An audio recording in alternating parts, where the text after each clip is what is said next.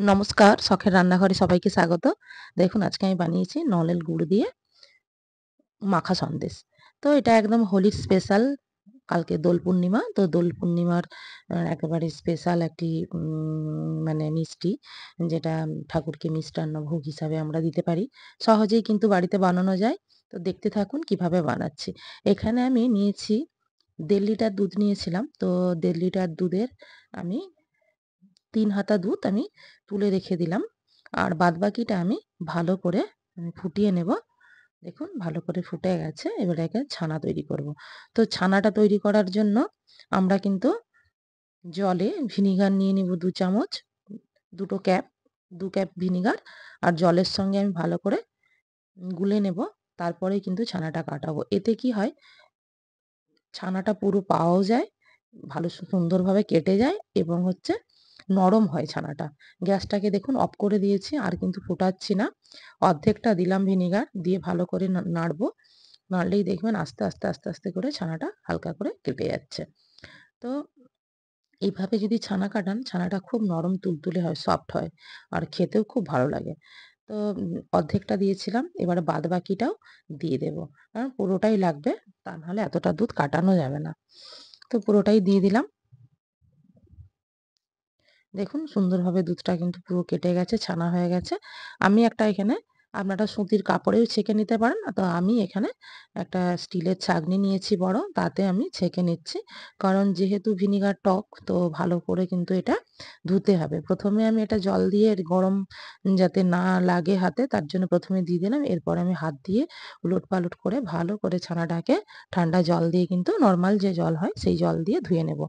টক স্বাদটা থাকলে এই যে আমি যে বানাবো মাখা সন্দেশ, এটা কিন্তু ভালো লাগবে না খেতে।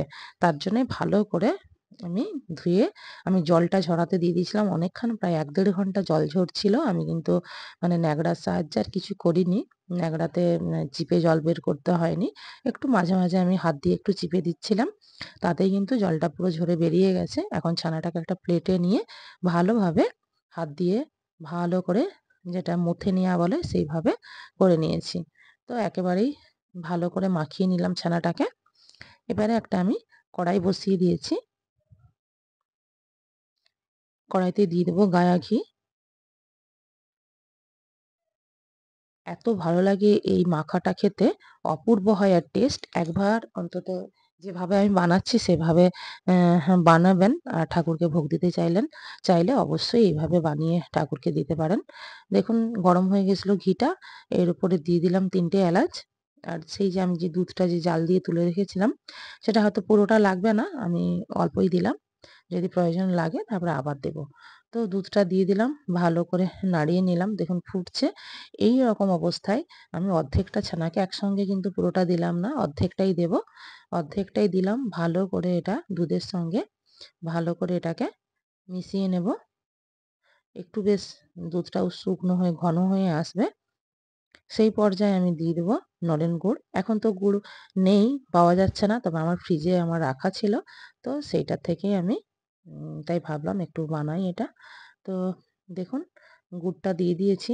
গুড় দেওয়ার পরের অবস্থাটা দেখুন। তো এটা ভালোভাবে এবারে ফুটিয়ে নিয়ে রেডি করতে হবে। যদি আপনারা বুঝতে পারেন যে মানে ছানাটা না ধুয়েন এইভাবে টকের ভাবটা থাকে, অনেক সময় কিন্তু গুড়টা দেয়া, যেহেতু আমরা দুধ দিলাম ফার্স্টে, অনেক সময় কি হয় তখন কিন্তু জল কেটে যায় বা মানে গুড়টাও অনেক সময় নষ্ট হয়ে যায়। তো সেটা কিন্তু একেবারেই ছানাটাতে টক স্বাদ থাকা যাবে না।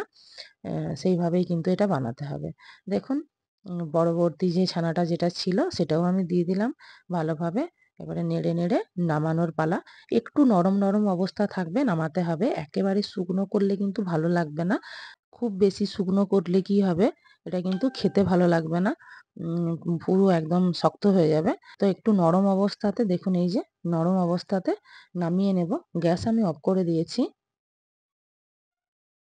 এখন হচ্ছে একটা কাঁচের বোল নিয়েছি। সেইটাতে আমি প্রথমেই হচ্ছে আমি একটু ঘি মাখিয়ে নিলাম। এরপরে এই বাটিটাতে আমি পুরোটাকে তুলে নেব। কারণ এটা সেট হতে দিতে হবে। তার জন্যই এইভাবে নেওয়া। দেখুন কালারটা কত সুন্দর এসছে, আর খেতেও হয় দুর্দান্ত। খুব বেশি কিন্তু এখানে গুড়ের প্রয়োজন নেই। দেখুন হাত দিয়ে একটু আস্তে করে মানে আমি চেপে, চেপে দিলাম যাতে হয় সেট হয় ভালো। আর ওপর থেকে আমি আমন্ডকে ঝিরি করে কেটে রেখেছিলাম। সেই আমন্ড কুচিগুলো ওপর থেকে যাতে দেখতে ভালো লাগে, তা না হলে মাখা সন্দেশে কিছুই দেয়া হয় না। যেহেতু আমি এটা বাড়িতে বানিয়েছি, তার জন্যই আমি এটা একটু দিয়ে দিলাম। আপনারা চাইলে দিতে পারেন, নাও দিতে পারেন।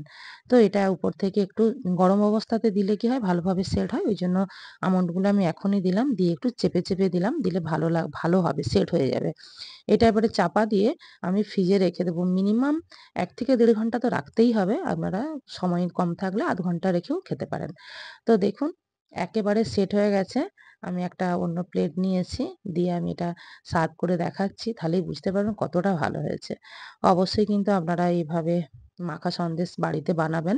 নলেন গুড় দিয়ে একেবারেই কিন্তু স্পেশাল ইউনিক একটি রেসিপি। ভালো লাগলে অবশ্যই লাইক, কমেন্ট ও শেয়ার করবেন। পাশে থাকবেন। আর অবশ্যই কিন্তু বানিয়ে খাবেন আর কেমন হয়েছে জানাবেন। নমস্কার।